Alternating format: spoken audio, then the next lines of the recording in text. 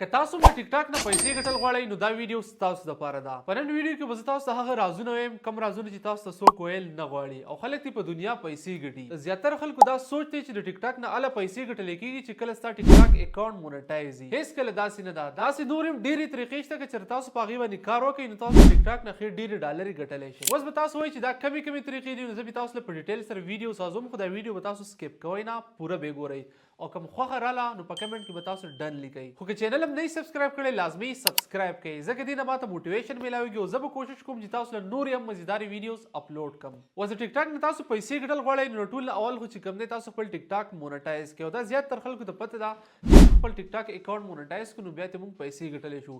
اوس پاکستاني اکاونټ نه مونټایز کېږي تاسو یو کې یو اس اے والا مونټایز کولی شئ. هغه اکاونټ جوړیږي څنګه نو په هغې باندې ما په ډیټیل سره ویډیو سازه کړې ده. که تاسو هغه ویډیو نه کتلی نو تیره ویډیو ما اپلوډ کړی وی ګورئ.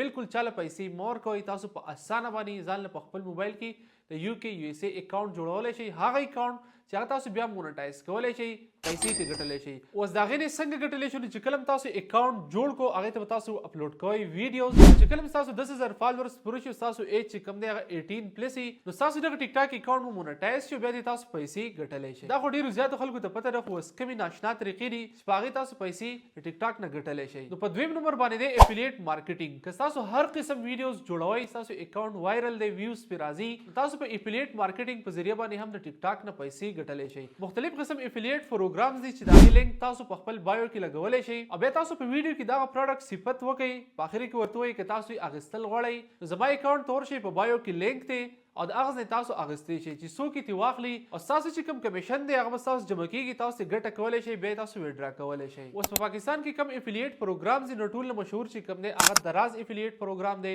دویم چې کوم دی ټیمو دغه شانې کلیک بینک شو ډي جي سټور 24 شو مختلف قسم ډېر شي افیلیټ پروګرامز دي تاسو پرې سرچ هم کولی شئ. په هغې کې تاسو اکاونټ ساز کړئ او د هغې نه لینک کاپي کوئ او دغه پروډکټ چې تاسو په خلکو خرڅوئ نو تاسو ته به کمیشن میلاویږي. اوس په درېیم نمبر باندې دی برینډ سپانسرشپ. که ستاسو په ویډیوز باندې ویوز ښه راځي نو مختلف قسم برینډز به ستاسو سره رابطې کوي تاسو د هغوی د پروډکټ پروموشن کوئ د هغې په بدله کې به تاسو ته پیسې میلاویږي او صرف هغوی به ستاسو سره رابطې نه کوي بلکې تاسو ځان له ایمیل ولیکئ او ستاسو د نیش مطابق چې کوم برینډز دي هغې ته تاسو په خپله ایمیل کولی شئ چې زما دومره فالوورز دي دومره ویوز مې راځي او زه ستاسو د برینډ پروموشن کول غواړم. دا طریقه زه په خپله باندې هم فالو کوم او ماته ترې پروموشنز میلاویږي. په درېیم نمبر چې کوم دی خپل پروډکټ چې کوم دی هغه سیل کول. که ستاسو دوکان هر قسم کاروبار ستاسو د هغې په نوم باندې تاسو ځان له آی ډي جوړه کړئ او چې کوم یو هم نوی پروډکټ ستاسو دوکان ته راځي یا ستاسو هر کاروبار چې کوم دی هغې ته نوی پروډکټ راځي د هغې نه تاسو ویډیو کوئ او خلکو ته په ویډیو کې د هغې صفت کوئ مطلب د هغې پیدې ورته وایئ نو دې سره به ستاسو کاروبار مشهورېږي خلک بیا تاسو له آنلاین هم اډر درکولی شي او دغه رنګې آفلاین هم خلک تاسو ته ویزټ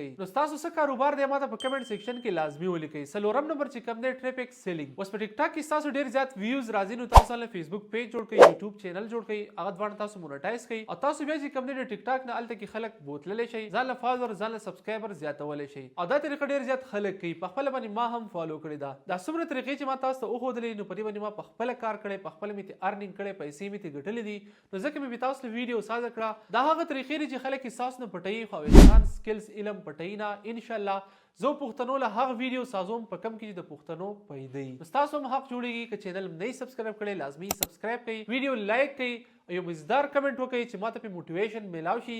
دغه رنګې مزیدارې ویډیو زه تاسو له بیا روزانه اپلوډ کوم. الله حافظ.